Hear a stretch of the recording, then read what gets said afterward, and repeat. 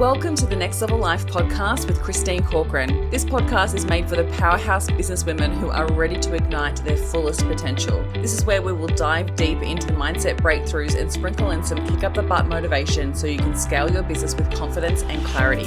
Whether you're craving more income, impact, or inspiration, this podcast will be your ultimate resource for all things next level. Listen in as we have authentic conversations with game-changing female entrepreneurs as we reveal the secrets of what it takes to rise and thrive.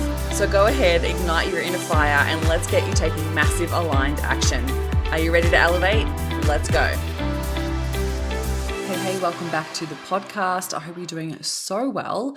I want to share with you something a little bit vulnerable today, and I want to share it with you from a place of the lesson that I learned through this, because we can get so caught up in comparing ourselves to other people or looking to others for the answers or just noticing what other people are doing online, or even getting caught up in a ChatGPT kind of spiral where you are believing it over your own thoughts. I'm just going to say it. Like with AI at the moment, I was saying this to a client recently, like if you feel like you are losing your voice, or if you feel like you are losing your thoughts and your IP because you always go back to ChatGPT to get better answers or to get more ideas, then I implore you to take a break from ChatGPT and just sit with your own thoughts.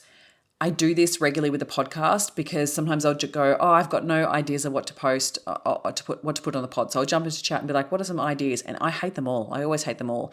And I always come back to, what are my clients experiencing at the moment? What are the biggest challenges they're having? What conversations am I having online? What am I really passionate about at the moment? And usually that's when I'll go back to, okay, what's some really cool topics that I want to talk on. Then I take that to ChatGPT and be like, cool, turn these into podcast titles. And then I go and create the pods. And sometimes I'll even ask it to create like the topics or the show notes for the episodes. And I usually do the same thing. I hate them. And I might take one or two things, but then I always come back to my own thoughts. And I would implore you to do the same. And even when I did like an upgrade to one of my online programs, I was like, I could have easily gone to ChatGPT for the breakdown of what I should cover, but I needed to sit within my own expertise and be like, what do I want to cover? What are the steps? What would I go through first before using AI? And I think that some people are getting so confused and overwhelmed with it that they're missing out on their own goodness and their own expertise, and they're getting so reliant on ChatGPT. So that was a little bit of a side note. It's not what I wanted to talk about, but I do want to talk about the comparison piece. I got caught up in a little comparison spiral, and I was seeing what other people were doing online. This was earlier this year, and I stepped away from taking my own advice when it comes to sales strategy, and I followed this trend. And I went and tried to do a launch in a way that was different to how I normally do a launch, and it completely tanked my launch. And I think sometimes we do this if we're not privy to the whole piece. Like I don't know behind the scenes of what this person was doing with the full funnel, right? So she might have had other things in place in order for it to work for her. But I was like, that's a cool idea. Maybe I'll go do a launch like that. And I did, and it sucked. Sucked balls. And what I want to say is that the piece of advice, I guess is what I want to come back to. The piece of advice and my own advice that I went against was that I didn't put a sales system into my launch, and that impacted my launch massively. And it tanked it. It didn't go well. And then I ended up having to pivot and change things up, and I had to turn it around. And so when I think about live launching and doing anything online, any type of bringing a new service offering or bringing any type of service offering to the world, you really want to think of your basic sales strategy to begin with. One, what's your lead generation strategy way before you're going to launch something? What's your nurture strategy? And what's your conversion strategy?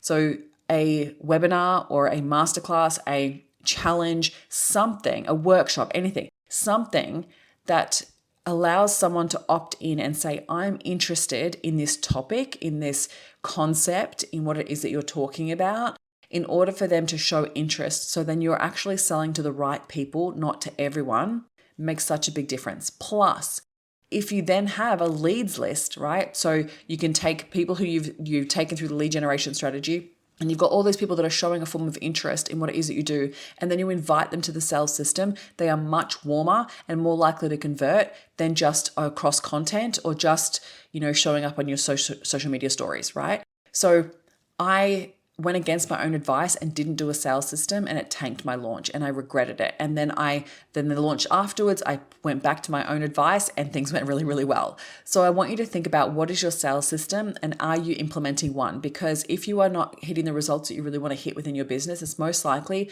because we don't have that sales strategy built out. Your lead generation, your nurture, because they do different things, right? Let me just highlight it.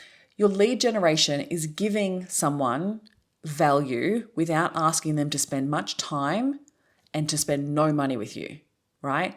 When we're missing a lot of that within our business, and I see this a lot because people get so caught up in running their business that they forget, like, oh, do I need a lead magnet? What was my last lead magnet? What am I even giving? And so you're just using content to nurture instead of actually giving people value. So I've been working on lots of different lead magnets behind the scenes. So I've got a new one out at the moment, which is called the Consistent 10K Method. And it's a really impactful, really detailed guide to help you create consistent income in your business, how to build out your high ticket offer, your pricing strategy, and your sales strategy and your sales activities in order for you to hit 10K months. That's free. That's in my show notes right now. Go check it out if you want access to that. Then I have my accelerator, right? So I ran an accelerator this month, which is all about predictable 10K months. Similar topic because I help people with this. And I help people build out a game plan across 3 days, right? It's where they get more access to me. It's asking them to spend more time.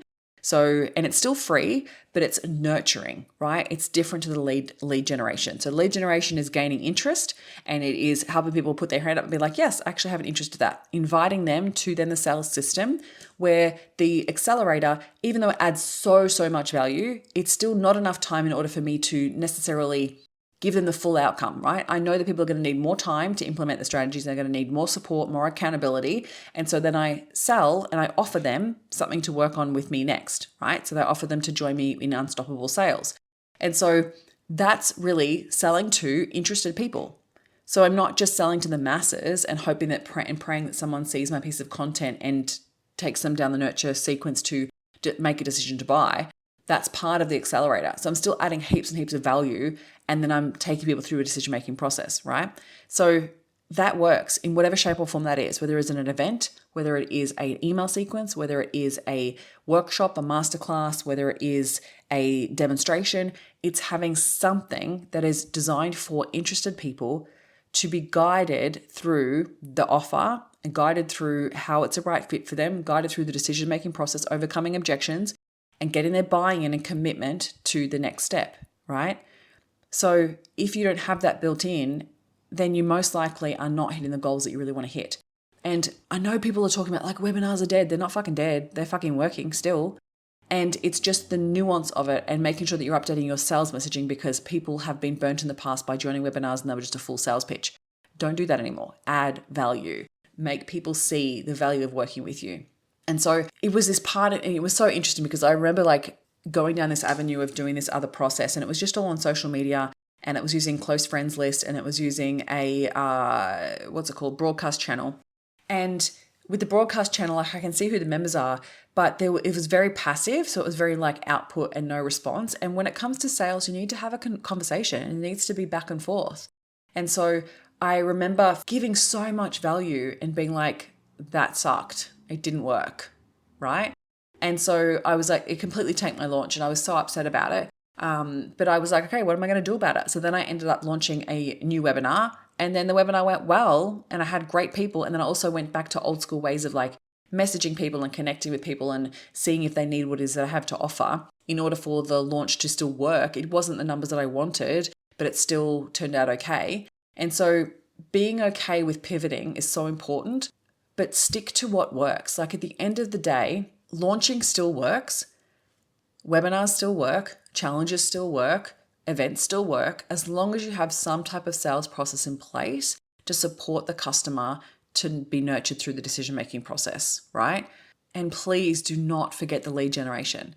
It's one of those things that I think that people just get so caught up in being busy that they forget. Like people don't know how valuable it is to work with you until you give them something to see it and to feel it and experience it. So think about how you can help people, right? Add value, give people quick wins, solve a problem for them that you're not asking them to pay you for. And the people who are doing that above and beyond are the ones that are winning in this game right now.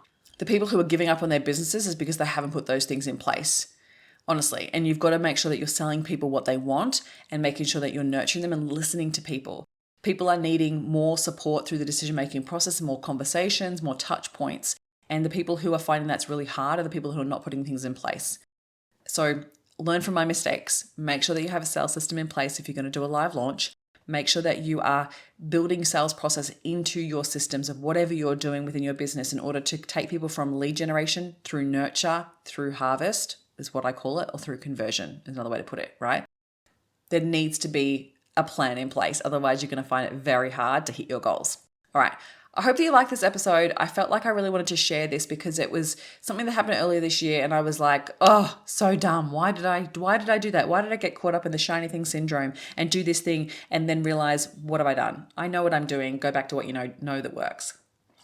And also, I would love to hear from you. If you have tried something that you've seen someone else do online, or you got caught up in the shiny thing syndrome, tell me what you did. I want to learn from you too. So feel free to send me a DM on Instagram and tell me what's something that you tried that didn't work, because we've all got to learn from each other. If we don't share it, we don't know. So share it with me, and I hope you have an incredible rest of your week. Thank you for listening, and if you found any value out of this episode, make sure you hit the follow button so you get access to the episodes as soon as they are live, and make sure you come hang out with me on Instagram. You can find me at ChristineCorcoran_coach. Have an incredible week.